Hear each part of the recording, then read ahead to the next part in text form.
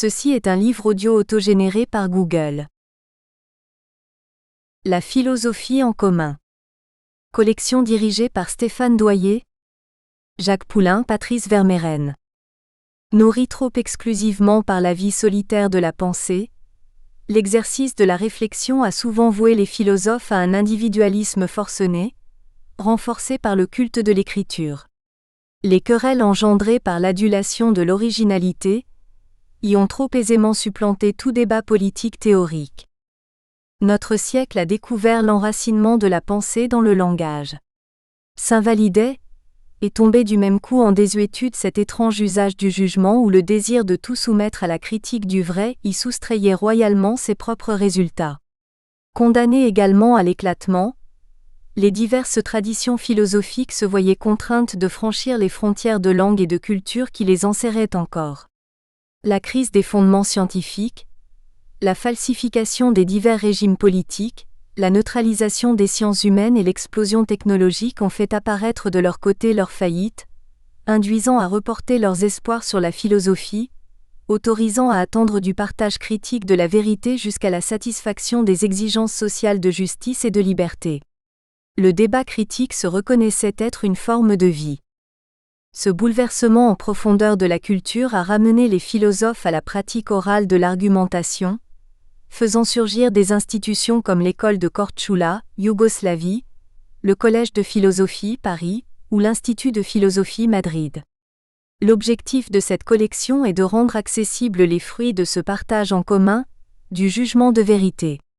Il est d'affronter et de surmonter ce qui, dans la crise de civilisation que nous vivons tous, dérive de la dénégation et du refoulement de ce partage du jugement. Dernière parution. Jordi Ribindir, L'effet Guyot de Nietzsche aux anarchistes, 2014. Lucas Guimaraens, Michel Foucault et la dignité humaine, 2014. Luis Gonzalo Ferreira, Philosophie et politique chez Arturo Andrés Roch. Vers une philosophie de libération latino-américaine, 1945 à 1975, 2014.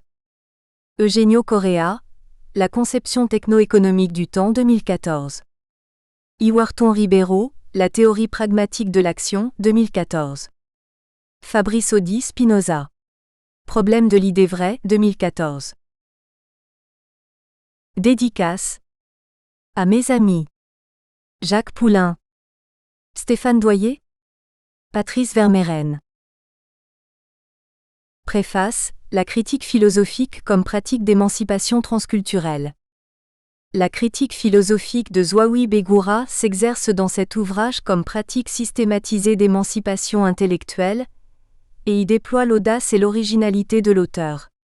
Cet exercice se découvre et se pratique comme tel dès sa confrontation précoce avec les rechutes de la philosophie universitaire algérienne dans le dogmatisme, puis face à la politisation religieuse du Moyen-Orient qui l'a amené à la développer systématiquement dans les milieux universitaires du Moyen-Orient, en s'inspirant de Michel Foucault. Le présent ouvrage rappelle comment le structuralisme de même que le post-structuralisme se sont ancrés dans une ligne kantienne de la philosophie où la pratique critique est une théorie du pratique, ou plutôt une théorie de la pratique. À ses yeux, Foucault a réussi à reprendre cette très solide tradition kantienne dans toute son œuvre, en analysant des pratiques, c'est-à-dire la logique immanente à la pratique, et par conséquent la manière dont les individus librement dans leur lutte, dans leurs affrontements, dans leurs projets se constituent comme sujet de leurs pratiques ou refusent au contraire les pratiques qu'on leur propose. Lui-même, analysant sa propre pratique, constate que sa recherche qui s'axait au départ sur les effets des pratiques, suivant en cela les aspirations principales de M. Foucault, s'est de plus en plus focalisée sur les motivations théoriques qui inspiraient ses pratiques.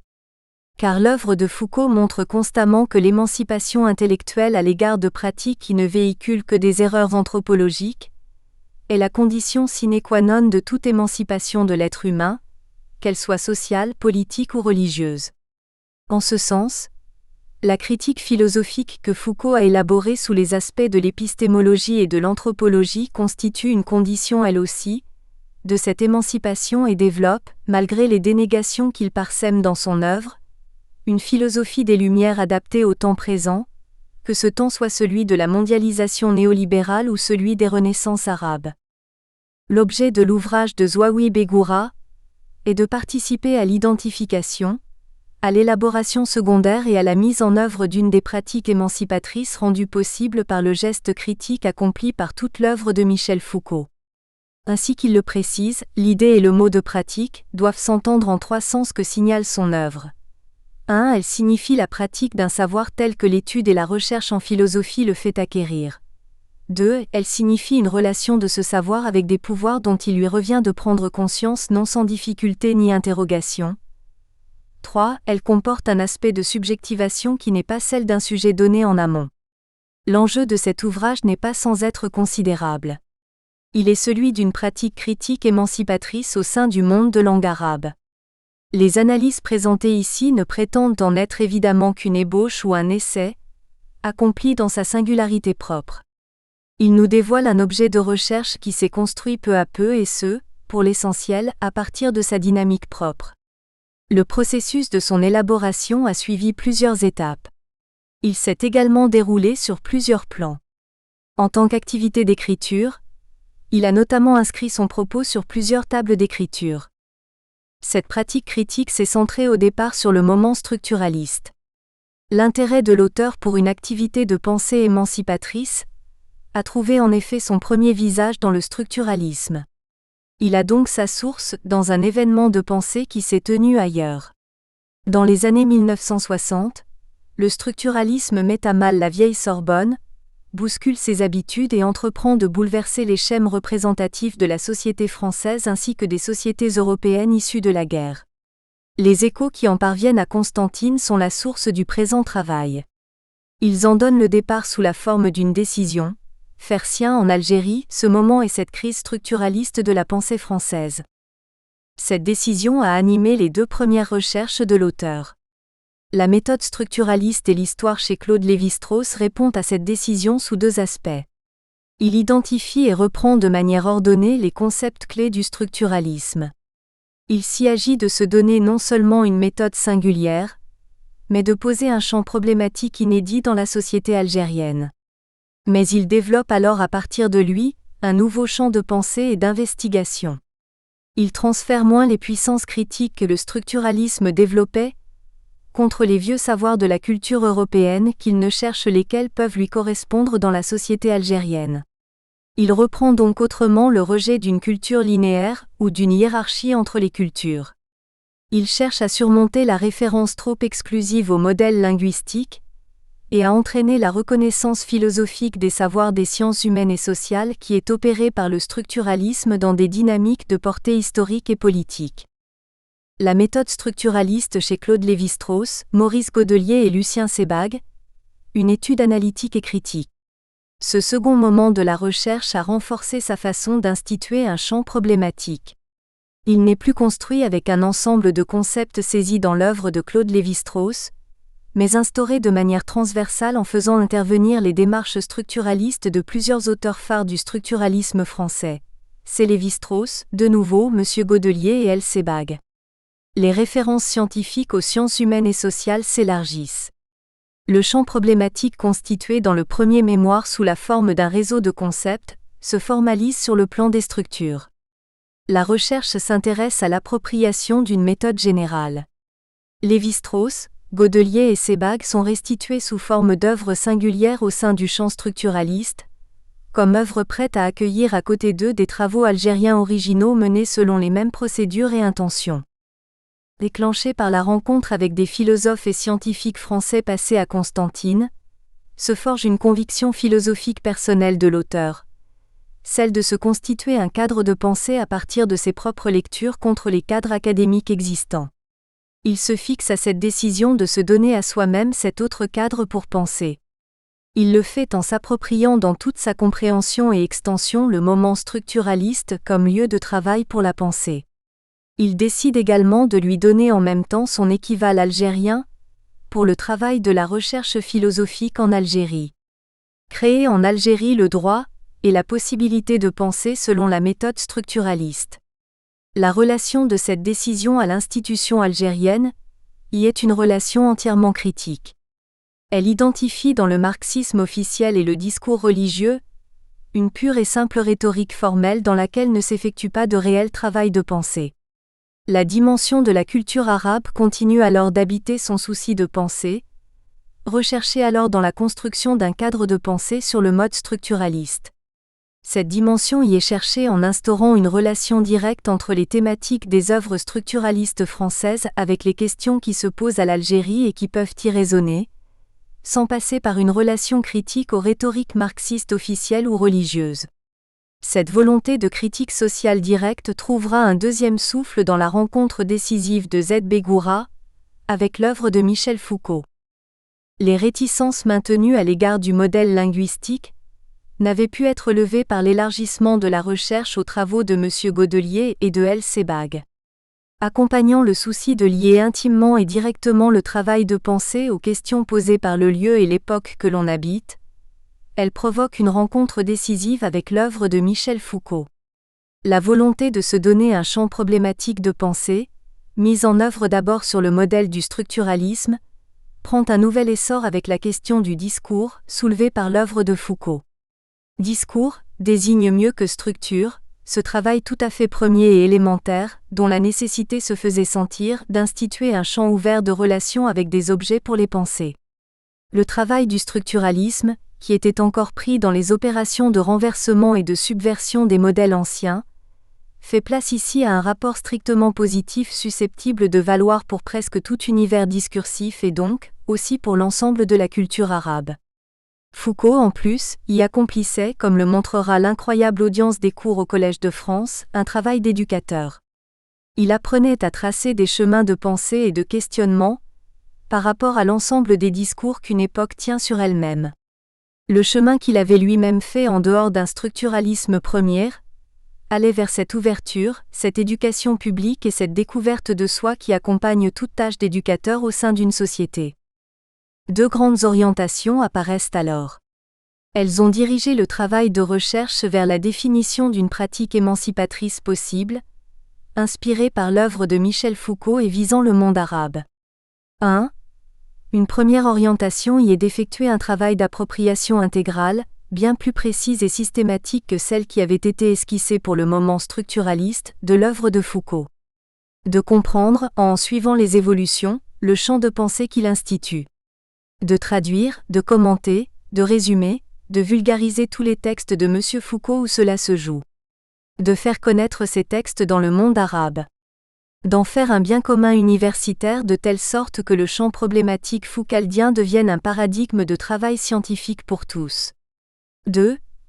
Une deuxième orientation est celle d'approfondir la compréhension que Michel Foucault s'était lui-même donnée de son travail, de sa portée éducative, de sa valeur paradigmatique, de sa puissance critique, en le référant à la position occupée par Kant dans le moment des Lumières.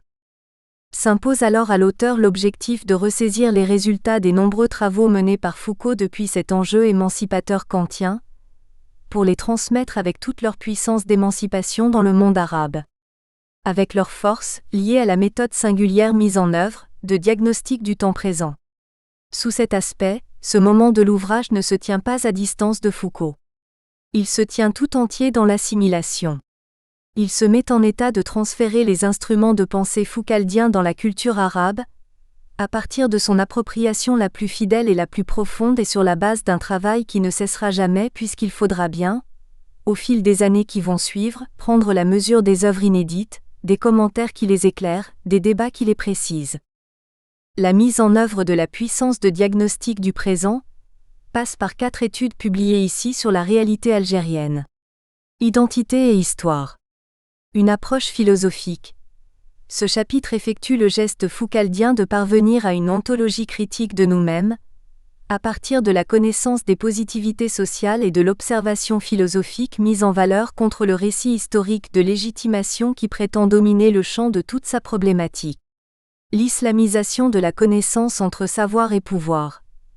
Il s'agit ici d'un texte conçu sur le modèle du mode d'intervention que Foucault faisait dans l'actualité. Son lien avec le travail théorique de Foucault est celui de l'attention que ce dernier prêtait aux techniques d'assujettissement au sein desquelles s'effectue cette ontologie de nous-mêmes. Elle faisait surgir une voie vers les puissances critiques qui pouvaient s'opposer à elle. Reprenant la position de Foucault sur cette ontologie de nous-mêmes, il l'a fait valoir dans le monde algérien. L'ontologie critique de nous-mêmes, il faut la considérer non certes comme une théorie, une doctrine, ni même un corps permanent de savoir qui s'accumule. Il faut la concevoir comme une attitude, un ethos, une vie philosophique où la critique de ce que nous sommes est à la fois analyse historique des limites qui nous sont posées et épreuve de leur franchissement possible. En même temps, comme le texte précédent, cet essai est entièrement mené dans un autre monde de référence que ceux dans lesquels Foucault travaillait lui-même. Il s'agit en particulier d'observer l'islamisation des connaissances et ses techniques d'assujettissement, sous la stratégie globale du réveil et de la renaissance islamique que ce dernier n'a pas considérée. La pensée unique dont le parti unique avait fait le mode de pensée dominant dans la société, a été l'un des obstacles majeurs à l'ouverture d'esprit et à la liberté d'opinion. Elle a conduit plus d'un philosophe algérien à se mettre au service du pouvoir. Ces deux textes parus auparavant dans la revue, le Télémaque, ont pour objet d'attirer l'attention de la recherche française sur les devenirs qui peuvent être espérés, pour l'analyse des sociétés arabes, de la part d'une pensée inspirée par Foucault. Cette perspective est directement récapitulée dans un troisième texte, d'une rive à l'autre, la réception de l'ontologie historique dans la pensée arabe contemporaine. Elle montre la fécondité de la notion de savoir-pouvoir pour ces sociétés, et le travail d'analyse qu'elle requiert. Un dernier texte souligne et précise, à partir de ces réalités institutionnelles, la fonction d'éducation qui demeure à l'horizon de cette réception. L'enseignement de la philosophie, pratique et discours, une étude et un diagnostic de l'expérience algérienne. Mais ce travail d'autocritique s'opère également à l'égard de la pensée de Foucault. M.Z. Bégoura reconnaît à cet égard la vérité de la remarque énoncée par Habermas à propos de Foucault. Sa position développe une critique radicale de la modernité, mais n'en débouche pas moins sur un appel aux lumières pour éclairer le temps présent. Le travail d'approfondissement de la portée émancipatrice de la pensée de Foucault pour le monde arabe se fait donc à la lumière de cette double critique. Foucault, alors enseignant à Clermont-Ferrand dans le cadre de l'école néo-kantienne qui s'y développait, avait tenu à présenter une traduction de l'anthropologie d'un point de vue pragmatique, de Kant. De même, l'auteur a ponctué régulièrement sa recherche de traduction en arabe, de Foucault. Ce travail de traduction et de transmission auprès du monde intellectuel arabe a impliqué une actualisation permanente par rapport aux études foucaldiennes menées en France, et un travail constant d'ajustement entre les réceptions de Foucault en France et dans le monde arabe. C'est de ce point de vue qu'il a abordé la question du langage, puis la question politique. Il rejoint ainsi le moment où Foucault avait complété le travail généalogique qu'il avait fait en étudiant le pouvoir pénitentiaire et le pouvoir psychiatrique, pour développer ensuite la perspective générale du biopouvoir. Elle constituait la charnière du cours « Il faut défendre la société ». Aussi n'était-il pas étonnant que ce soit dans une collection transculturelle qu'ait été tout d'abord publié le chapitre sur « De la guerre des races au racisme ». Ce travail d'autocritique des limites de la pensée de Foucault se développe donc plus radicalement dans cette réception conjointe et croisée de Foucault en France et dans le monde arabe, où les effets d'émancipation critique se renforcent les uns les autres. L'importance particulière de la pensée du biopouvoir pour la pratique critique d'émancipation dans la culture arabe se manifeste dans l'interrelation complète entre langage, religion et politique. 3. La question religieuse s'y était imposée de façon d'autant plus importante que Foucault lui-même s'est tourné vers elle à propos de l'Iran. En le rappelant, Z. Bégoura en souligne l'importance décisive pour le travail qui peut être fait dans le monde arabe et mesure l'ampleur du champ qu'il juge devoir encore y explorer. 4. Cette critique de l'actualisation politique de la religion musulmane est apparue de façon beaucoup plus patente et primordiale qu'elle ne l'était au temps de Foucault, qui pourtant la prévoyait comme telle. Sa critique débouche sur la question éthique et sur l'esthétique de l'existence. Point de singularisation pour l'œuvre de Foucault, elle devient celle du candidat dans ses analyses actuelles. Elle lui a donné sa dernière touche qui la spécifie au sein des entreprises de philosophie contemporaine. À partir d'elle, Foucault est discuté, relativisé, relu autrement dans la pensée contemporaine. Elle est en quelque sorte arrachée à son isolement, et fait apparaître aujourd'hui son tranchant en faisant de la difficulté théorique de Foucault, la difficulté de notre présent. En nous offrant cette ouverture d'une scène diverse et contrastée pour la réception de Foucault dans les pensées contemporaines, La réactivation qu'opère la pensée de Z. Bégoura dans l'horizon arabophone est précieuse. Les analyses contrastées et détaillées qu'il nous propose établissent qu'il ne s'agit pas de la transposer telle quelle dans la culture arabe. Au contraire, il s'inspire de ces jeux pour jouer des jeux nouveaux de pratiques critiques et émancipatrices dans la réception arabe. L'originalité de ces analyses ne consiste donc pas seulement à avoir perçu le caractère percutant et étonnamment adapté des conceptions de Foucault à la critique de la culture arabe. Elle tient aussi et surtout à la créativité et à la pertinence des critiques que l'auteur en fait lui-même en développant à la façon de Foucault le potentiel critique de sa pensée aussi bien que celui de la pensée philosophique qui se développe dans le monde arabe. Alors que, pour certains intellectuels européens, la culture arabe semble fermée à toute réflexion critique en raison de la politisation religieuse qui la caractériserait, Z. Bégoura relativise leur jugement en rappelant que dans toute culture, il y a des tendances à la régression lorsque cette culture se sent menacée. Mais ces tendances sont à surmonter comme le sont actuellement les tendances européennes des politiques, comme des intellectuels à la fermeture. Les intellectuels arabes contribuent pour leur part à affronter ces tendances régressives, en frayant les voies d'une émancipation réellement démocratique à l'égard de ces tendances.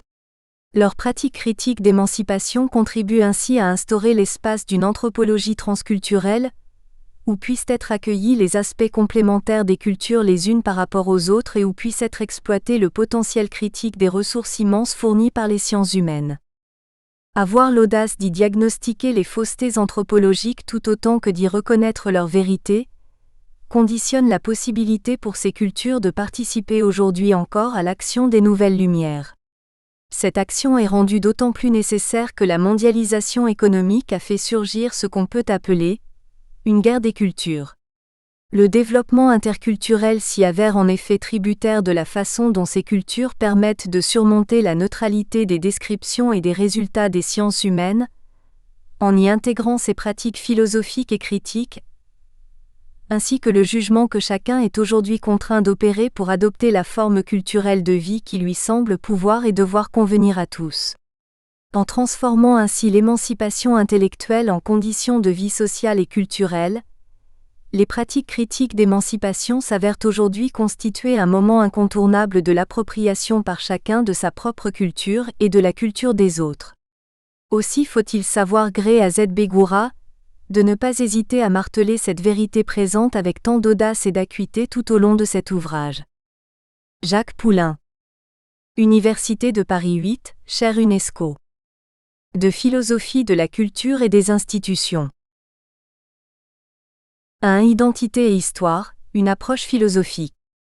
La crise qu'a connue l'Algérie entre 1990 à 2000 pose sans aucun doute des questions épineuses. Le discours philosophique les a imparfaitement cernées, tandis que les sciences humaines déployaient de grands efforts de compréhension, mais restaient dépendantes des normes qui d'emblée excluaient la dimension historique. Les études proprement historiques souffraient d'un évident manque de conceptualisation trop grand, et d'une coupable allégeance au discours politique du parti unique et à l'orthodoxie religieuse du salafisme. Parmi ces questions épineuses, la question de l'identité et de la violence que nous voudrions bien étudier dans cette recherche, sous l'aspect historique et philosophique. Mais la question de l'identité dans le discours culturel algérien, sans aucun doute, nécessite la discussion d'un ensemble de concepts, comme celui de l'identité elle-même, l'identité culturelle, personnelle et surtout l'identité nationale, le sujet de cette recherche et ses différentes mises en relation, telles l'identité et la conscience historique, l'identité et la nation. La première question fut : pourquoi le problème de l'identité a-t-il été posé au XXe siècle et pas avant ? Pourquoi a-t-il été posé par la génération du mouvement national ? Quels sont les courants et les tendances qui ont fait penser à ce sujet ? La connaissance de soi est-elle un chemin vers l'identité ? Donne-t-elle des indications sur la conscience d'exister, l'existence comme entité algérienne ou nation algérienne ? Autrement dit, comment pouvons-nous comprendre l'identité comme état existentiel et comment la reconnaître cognitivement comme donnée existentielle historique ? Est-il possible de parler d'une identité sans conscience d'histoire, ou d'une identité, liée à un genre d'histoire déterminé, qui se fixera par une volonté déterminée, En d'autres termes, l'identité est-elle liée à une certaine histoire dépendante d'une volonté de savoir? Que signifie l'histoire comme mémoire commune? Est-il possible de vivre en l'absence d'une entité existante concrétisée dans un État souverain? Comment pouvons-nous parler d'une identité dans les continuités et les discontinuités de la mémoire? Est-ce la langue, la religion, la culture et l'histoire, la mémoire et l'espace, ou bien y a-t-il d'autres éléments? Comment ces éléments s'exercent-ils et se concrétisent-ils? C'est-à-dire quels sont les mécanismes d'affirmation ou de négation exercés par des institutions déterminées comme celle de l'éducation? Comment le problème de l'utilisation de l'identité se pose-t-il dans les discours des différents acteurs sociaux? L'identité n'est-elle pas une question d'ordre idéologique? Ne procède-t-elle pas par la sélection et l'exclusion? Cette question nous appelle à la redoutable démarche méthodologique des distinctions entre les différents registres que sollicite l'identité. Et ce que nous présentons dans cette étude est le début d'une recherche sur l'histoire de l'identité algérienne. À l'aspect philosophique de l'identité. D'emblée, signalons cette thèse méthodologique. L'identité, sujet de notre propos, est l'identité nationale à travers l'histoire et son affinité avec la raison dans ses dimensions universelles et ouvertes. L'homme ne se détermine pas dans sa constance statique. Il se détermine par sa fidélité à son existence actuelle dans ce monde existant, et qui ne l'empêchera pas de changer, d'évoluer et de s'adapter avec les différents changements dans l'environnement et dans le nouveau mode de vie. Le discours de l'identité est, à notre avis, un discours de la mutabilité. Il ne constitue pas une forme de passéisme, mais il est, en tant qu'être dans l'avenir, futur et retour au soi qui sont les deux formes essentielles d'une nouvelle approche de l'identité et qui la légitime sur le plan individuel et social. L'identité ne veut pas dire le repli sur soi, et le refus d'autres identités. Évidemment, le problème de l'identité n'est pas sans danger ni sans dérive, le pire étant le traitement extrémiste, qui a maillé avec le traitement politique et idéologique. De là, il faut adopter une ligne de séparation des régimes entre le logique qui nous oblige à prendre nos concepts dans les limites du raisonnable et de la critique, et l'engagement dans une histoire en train de se faire, avec ses possibilités d'occultation de la conduite réflexive. L'identité se représente comme une sorte de substance, ou bien comme rapport à soi et à l'autre, c'est-à-dire à la communauté dont elle fait partie, rapport qui est toujours médiatisé par un autre rapport au pouvoir et à l'autre. Si l'identité ainsi comprise n'est pas donnée une fois pour toutes, c'est qu'elle n'est pas invariable, autrement dit elle se construit indéfiniment au cours de l'histoire. Si pour nous, l'identité ne constitue pas un état définitif, un statut, mais un processus jamais achevable, à ce titre il convient d'inscrire la question de l'identité dans une problématique très vaste, celle de l'adaptation qui suppose un renouvellement ininterrompu de ce que Jean Piaget appelle les structures d'assimilation et d'accommodation. En se plaçant dans cette perspective, on peut comprendre aisément pourquoi certains peuples se replient sur eux-mêmes et se réfugient dans leur tradition, parce qu'ils n'ont pas les moyens de s'adapter aux exigences de la vie moderne. Mais le concept de l'identité nationale nous met devant le problème de la nation en tant que notion juridique, et la nation en tant que réalité socio-historique. En tant que notion juridique, ce concept date de l'époque moderne, et s'il n'était pas utilisé avant, c'est que son usage n'avait pas été nécessaire. Mais en tant que réalité socio-historique, il convient de distinguer entre deux positions théoriques, la position de ceux qui lient la constitution des nations à l'avènement du capitalisme, et ceux qui voient dans la nation un phénomène social qui coïncide avec l'apparition des classes sociales et la constitution des premiers États, par exemple l'Égypte et la Chine enceinte. Elle relève comme critères de l'organisation et la généralisation du surplus, de sa circulation, de sa distribution sur tout le territoire soumis à un État central. Nous espérons que vous avez apprécié cet aperçu. Pour continuer à écouter ce livre audio sur Google Play Livres, utilisez le lien dans la description de la vidéo.